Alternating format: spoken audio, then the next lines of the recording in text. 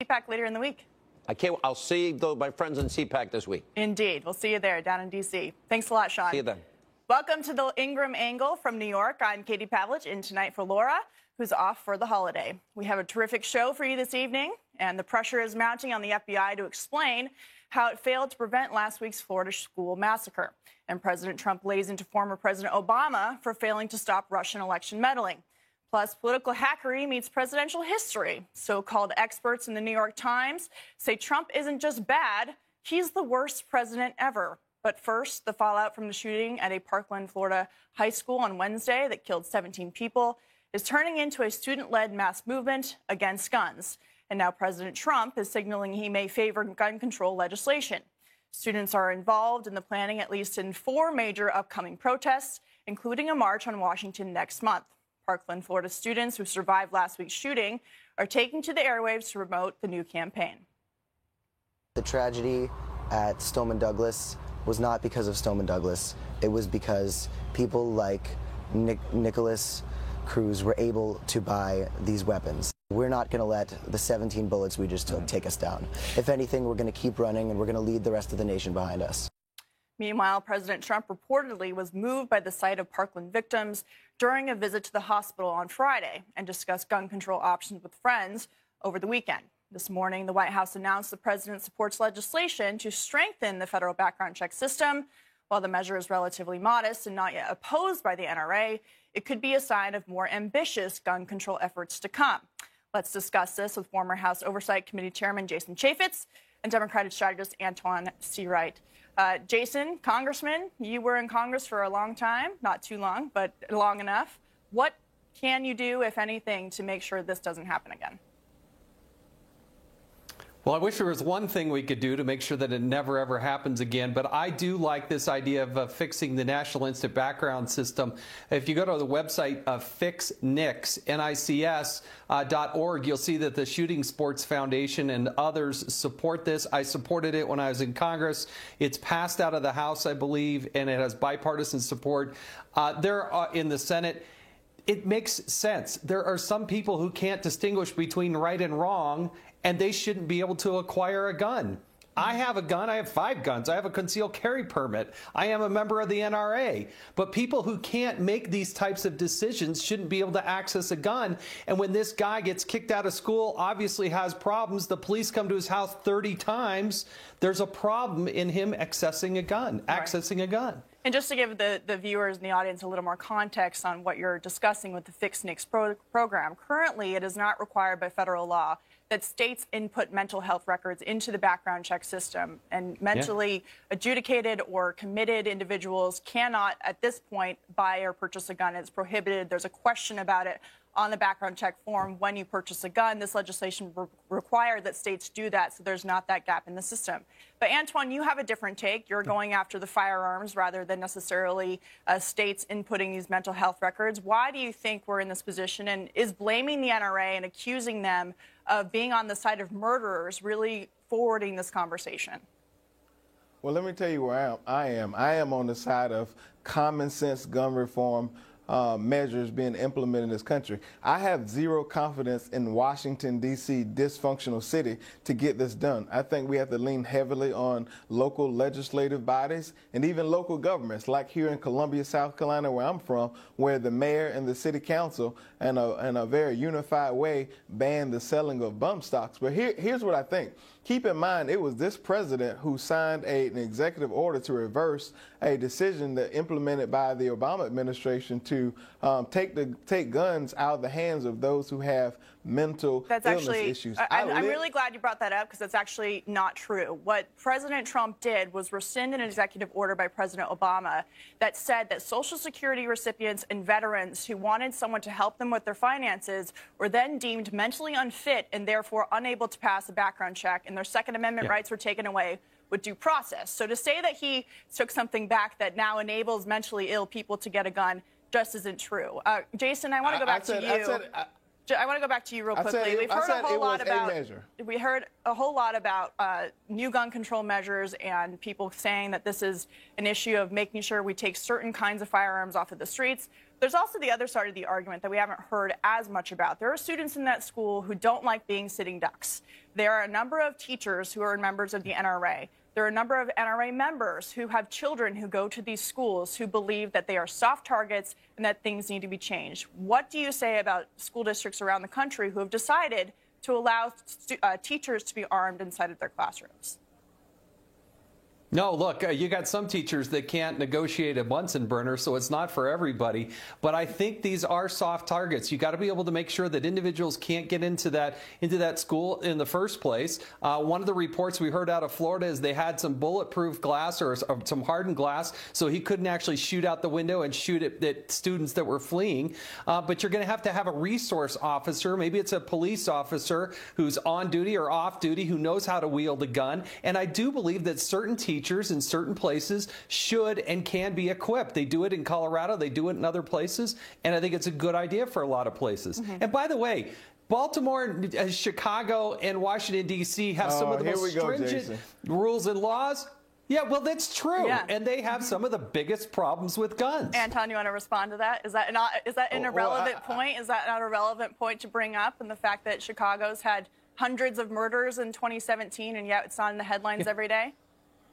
It's the go-to Republican pivot talking point. Is it not Let true? me tell you what I think. Is it not true? But it's true. It's the go-to Republican pivot talking point. Is it true or not? True or false? But is it true? Let me tell you what reasonable people want. They want to not have AK-47s on the street. A 19-year-old who can't rent a car or buy wine should never be able to purchase an AK-47. Reasonable people want to close the Charleston loophole. So for instance, my friend Clemente Pinckney, who was killed in a church here in Charleston, South Carolina, so that will not happen again. Reasonable people want to ban bump stocks. The reasonable things that people want to do instead of the traditional pivot to talk about Baltimore and Chicago the red meat talking points. You talk about being reasonable. Is it unreasonable to think that places like Chicago and Baltimore that have all of the gun control legislation you could possibly ask for would not be the examples that we should follow considering their murder rates?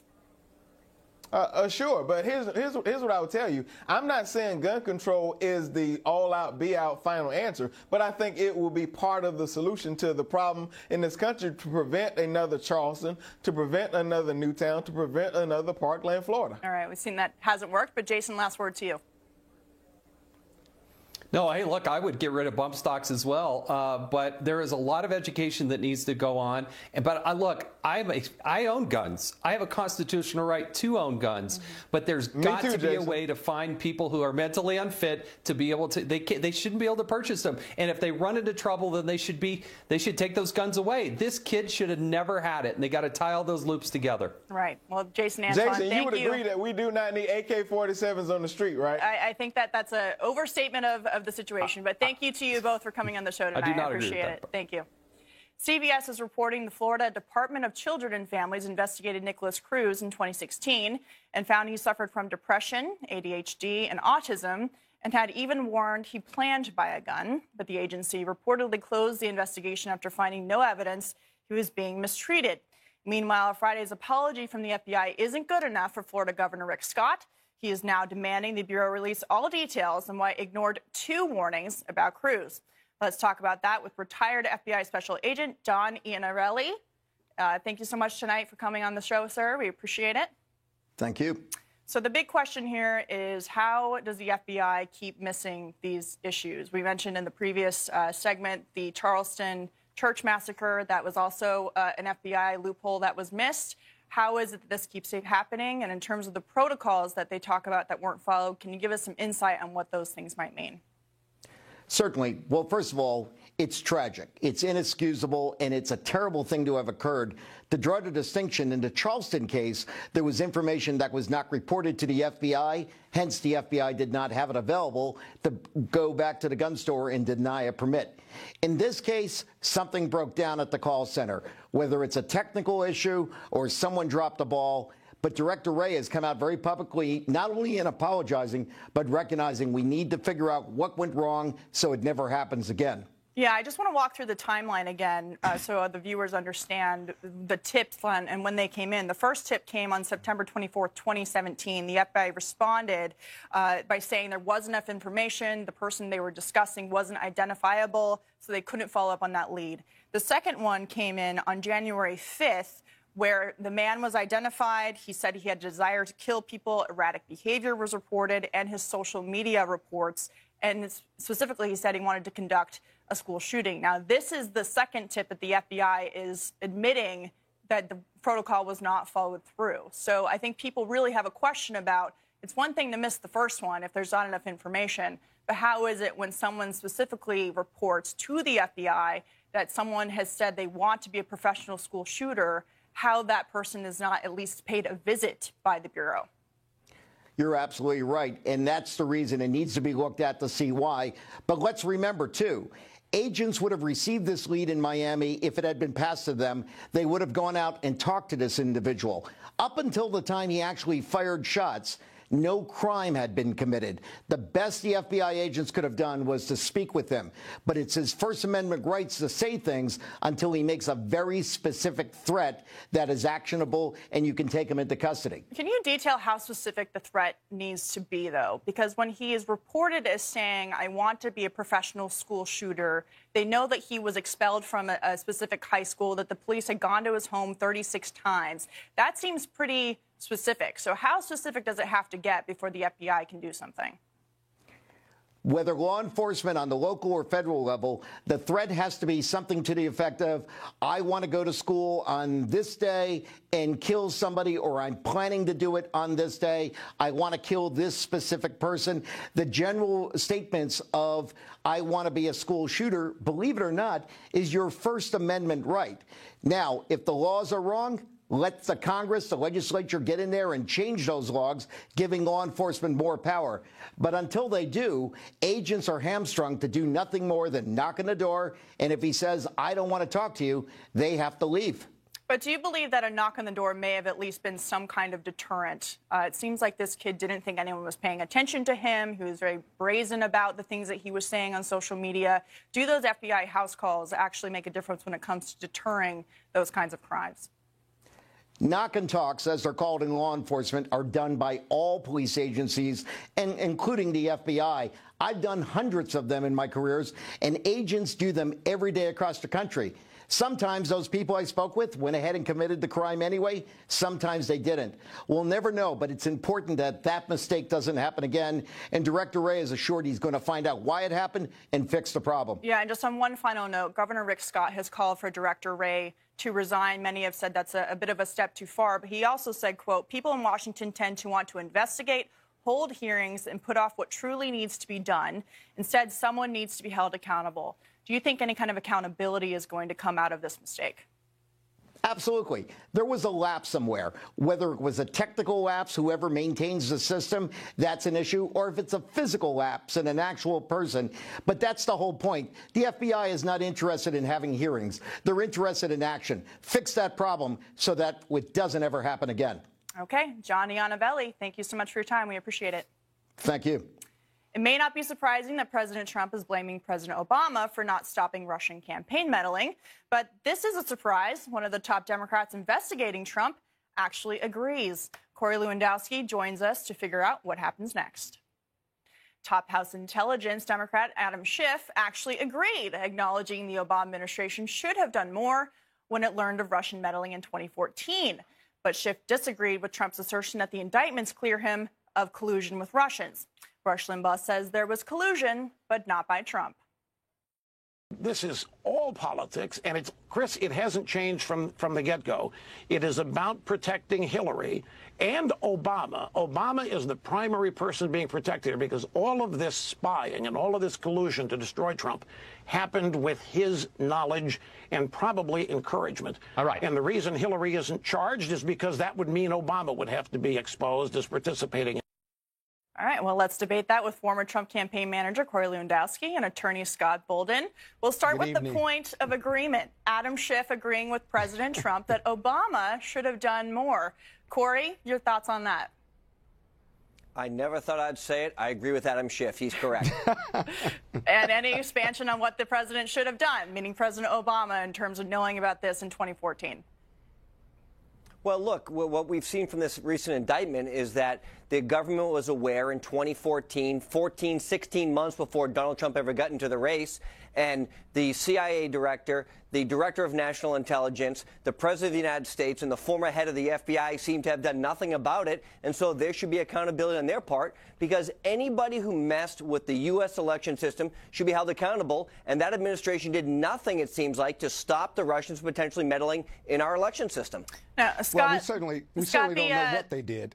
Sure, but let's go back to the basics here of why the special counsel was appointed in the first place. The initial goal was to look and investigate at whether the Trump campaign colluded with the Russians to sway an election. So far, despite the 13 indictments we saw last week and the previous indictments of Paul Manafort and his business partner, we have seen no evidence of that collusion. So where do we go now with this narrative that Democrats and the media have pushed to tear the country apart over the past year on this Russian narrative? Well, first of all, the special counsel, let me correct your premise, was to investigate Russians meddling in the election. One part of it was possible collusion between the Trump campaign and Russia, because the failure to disclose and the other lies that were being told by those who were on the Trump campaign was problematic. And then you had the conflict, and now you got the special prosecutor. Secondly, the Republicans are the ones who are investigating Donald Trump and Russian meddling. They control the House, the Senate, and the White House. The head of the agencies, the head of DOJ, the FBI, who Donald Trump is highly critical of, are all pushing this investigation, and they're all Republicans. And so it's incontrovertible, as Mick Baxter says, that the Russians meddled in this election. And as we continue to get through prosecutions and investigations, we're going to find out what, if anything, Donald Trump or the people around him or in that campaign did to collude, if ever, or if not obstruct justice. We're a year into this, and we haven't found any of that yet. So I'm just wondering where. Sure, but I'm just wondering where the evidence is. Doesn't mean the investigation is over. I'm just wondering. Where is the evidence on this collusion issue? Look, Corey, you were there on the ground. You say it was not something that was happening. The evidence doesn't bear out that it was happening. Can't we just move on with the business of the country?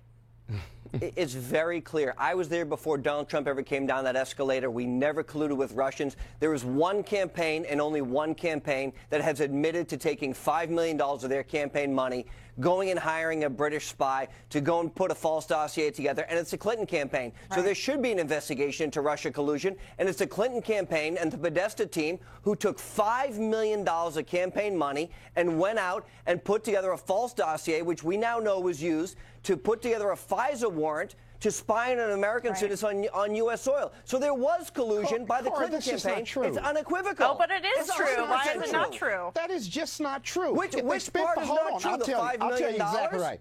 One at a time. Well, no, if they spent $5 million, I don't know what they spent, but they certainly we know what they spent money. Hold on, let me finish. They spent money on the dossier for sure. That was turned over to the Department of Justice, and here's where the GOP and Corey and others want to jump into conjecture, and that is that it was the basis of this FISA warrant. They lied to the judge, and therefore that's why we've got this investigation. That is completely false. You're jumping from one all the way to 10 I don't want to tread over. I want to tread over old ground. I want in the FISA warrant or not. I don't want to tread over old ground. I want to focus on this new indictment that came out last week on the 13 Russians moving forward. You're guessing, Corey.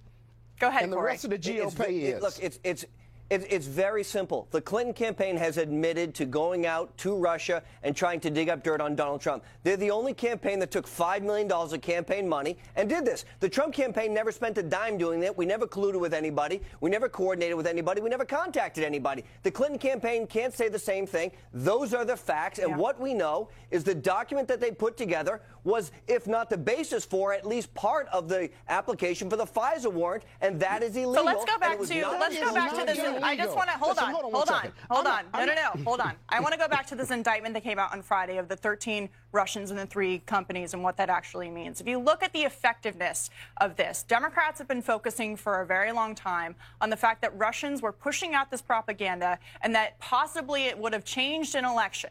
It would have changed votes. It would have changed people's minds in terms of what they were doing. But I want to point to this Weekly Standard piece that was out today, and they point out that a Trump rally regularly attracted 15,000 Floridians, whereas a fake Russian-organized Trump rally attracted only 15. And I also want to play this soundbite and this coverage from mainstream media outlets covering these fake rallies that were put on by Russians.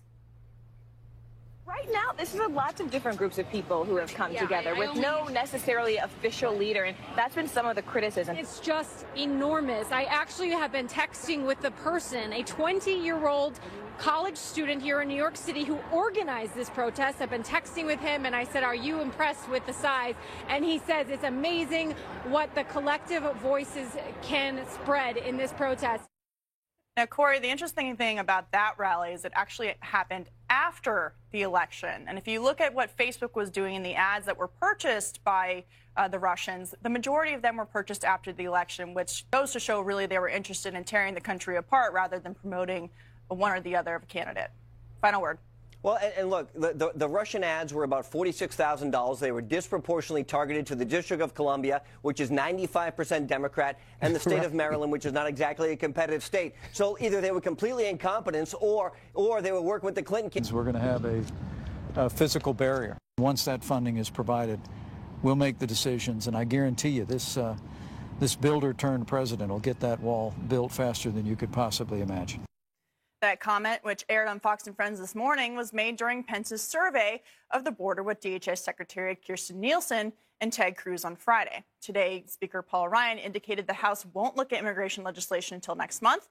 DACA protections expire on March 5th, but Ryan seems in no hurry after the Senate rejected 4 immigration plans last week. Let's discuss where we go from here with conservative political analyst Carrie Sheffield and Democratic strategist Robin Bureau. Carrie, lay out where we are. 4 bills down. How many to go? Well, I mean, who knows the number? But, I mean, basically what we have right now is an obstructionist Congress. We have shut down Schumer, who is more interested in putting the interest of foreigners ahead of the American sovereign people, ahead of people, the forgotten men and women of this country who put this president in the White House. Doesn't matter if you didn't vote for President Trump. The reality is the reason he won the White House is because of immigration. That was his signature issue. And so if Democrats want to continue to play obstructionist by blocking bill after bill after bill, they will reap what they sow come 2018 this November. So, Robin, we've been through this before. My question for Democrats at this point is the president put a pretty generous offer on the table with 1.8 million DACA recipients or those who would qualify for DACA, not only to be able to gain legal status, but also to become citizens in return for the wall, which, by the way, Chuck Schumer voted for in 2006, the end of the visa lottery program, and the end to chain migration. Why is that not a fair trade? And now here we are down to the wire, and the Dreamers are in the middle. Well, you know, it's interesting because you've got 2 different stories. But I paid careful attention to what Chuck Schumer said on the floor of the Senate the day after the shutdown. And he told us that he had a meeting with President Trump. And he proposed a budget that included the wall and with the dollar figure that Donald Trump himself gave him. And Donald Trump shut it out, and he shut that down and didn't do that. So that my point here is that we are willing to give him the wall. We just want to make sure that the taxpayers' money is being spent wisely and that we're good stewards of that money. But what about the end to the visa lottery program, which we've seen has emboldened terrorists who have committed terrorist acts in the United States? Why that can't be part of the process? Why Democrats aren't into that? Can you explain? You know, I wish I knew. I don't. I think that should be a part of the process. We've got work to do. You are far too reasonable, Robin. Carrie. Well, and what about chain migration? I mean, that's the other issue here, too. Like, why should the taxpayers, why should American taxpayers, the middle-class families, the forgotten men and women of this country be subsidizing? You know, the National Academy of Sciences found that 58% of immigrants who have children are taking welfare. Why should middle Americans be forced to subsidize foreigners who feel entitled for us to pay their tax money? Now, Robin, I'm sure you lock your doors at night. I'm sure you do. And it's not because you're a cisgendered, heteronormative, patriarchal, white supremacist racist. Right. I mean, like until the left learns to stop using this hateful rhetoric that dehumanizes people who have legitimate economic concerns, you're going to keep losing. But Robin, on the point of the DACA recipients, they're not just mad at Republicans. In fact, they have put their fire towards people like Nancy Pelosi when she got surrounded at that town hall last year in San Francisco by people demanding that they do something. They're pretty angry that the Obama administration didn't do this when they were in the majority. So what about the electoral prospects for Democrats when it comes to this issue, considering there have been offers on the table from Republicans to give amnesty to these recipients, but from a Republican president and a Republican House? Yes, I understand. But I want to point out, like I said, this comes to fiscal conservancy, and I know that sounds crazy coming from a Democrat. Yes, but the CBO has already issued a statement saying that for the cost of maintaining this border wall, we could replace the entire thing every 7 years. What we are alleging is that this is from a cost-benefit analysis, not the smartest way to secure our borders. It should be done with technology, with drones, with sensory devices, with increased personnel. I know this was a signature piece. I know that we're going to have to concede on it, but they want $30 billion, which includes the wall and all of the things that you just discussed. But we're going to switch gears here. We're going to switch gears here to politics on a different note. Okay. We have our Utah resident, or former Utah resident, here in studio. Mitt Romney is running for the Senate. Yes, President Donald Trump has officially endorsed him tonight on Twitter. What do you have to say about that? Well, I think, thank goodness, I love to see the Civil War ending, because I love Mitt Romney. I used to work for Edward Conard, who was a former partner of Bain Capital with Mitt Romney, a major donor for him when Mitt ran. So I'm totally in the bag for him. I love Mitt, and I am so glad to see the Civil War, knock on wood, ending. And I was glad to see that, Mitt responded to the president's tweet. And I have to say, I think that this was part of the condition to see Orrin Hatch retiring, that he would say, okay, look, let's just call a truce here to say, okay, there might be some legitimate policy disagreements here, but let's stop with the name calling on all fronts here. And I think that's the problem. Speaking of name calling, Robin, Democrats are already attacking Mitt Romney. Despite him being more of a middle-of-the-road moderate. In fact, some would say liberal on the issues of health care. Why is that? Oh, God, that's a tough one. And I just hate, I want to say this. I really want to say that I just hate how partisan the politics are becoming right now. I really don't like this us versus them. Mitt is a good candidate, and I'm glad to see that they were able to set aside their political differences. And I just wish that we could have more of that. Just what's good for the people. Robin, then why don't you talk to the Democratic National Committee or the DSCC, which put out a press release going at the throat of Mitt Romney? I applaud you. I think we'll end on the positive note of you both saying you're happy to see the Civil War end. Robin's happy to see the us versus them end. So we'll end on that note of unity and happiness. So moving along, thank you both for being here. Appreciate it. The economy is roaring back to life. ISIS is militarily defeated in Syria, and the Trump administration is just getting started. So guess where a New York Times poll of so-called experts ranks Trump among all presidents? Trump dead last. Let's ask a presidential historian just what's going on here. Doug Wead is also a New York Times bestselling author whose latest work is Game of Thorns, the inside story of Hillary Clinton's failed campaign and Donald Trump's winning strategy. Doug, thank you so much for being here tonight. We appreciate Thanks, it. Katie. So we're 13 months into the presidency of President Donald Trump. Is it too soon to be saying he is the worst ever, considering the history of this country? Yes, it is. Those professors would flunk one of their students if they tried a stunt like this. You can't make a judgment on the first year, and if you did, this is one of the most impactful presidents since FDR. I mean, JFK's first year was a disaster. He changed on the Bay of Pigs, and it turned out poorly. He did a poor job of preparation for Vienna. Nikita Khrushchev misunderstood it. He showed weakness that led to a nuclear confrontation. Reagan is one of America's greatest presidents. His first year, he was shot, and the only thing he got passed was price supports. He got a tax deduction, but the big tax reform, that came 5 years later. So Donald Trump, what he's done in 1 year, wiped ISIS off the maps of the Middle East, turned this economy around. It's shooting off like a rocket. It's a remarkable first year. Yeah, well, this actually reminds me, remember when President Obama was given the Nobel Peace Prize before he even came into office? This is like that, but in the complete reverse. Can you give us some more context, though, on how presidents are judged, not in the time necessarily that they are in office broadly, but historically how things change, the context of our times, the results of the actions that they take in office, and their long-term implications? Yeah, well, first of all, I have to tell you that they have some refined metrics on judging these presidents. They want to know, do they have soaring rhetoric? They want to know, have they scrambled the executive branch, created new offices in the executive branch, or moved the cabinet offices around? They want to know, have they presided over a popular war and won it? They have all of these metrics, but I want to tell you this, Katie, they cheat.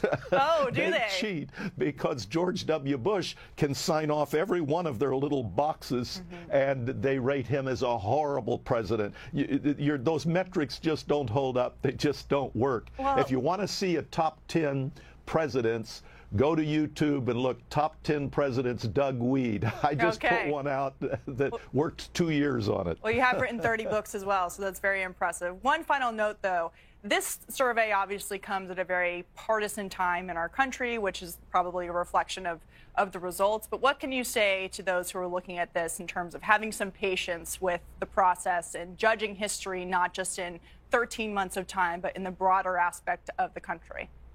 Yeah, you know, history will grind up all of this bitterness and meanness. And thank goodness. Trump will stand on what he's accomplished, and if it's good, it'll be good, and all the people that love Trump can rejoice. If it's bad, then all the people that love Trump will be sad. But history won't be fooled. Well, I love the line, history will grind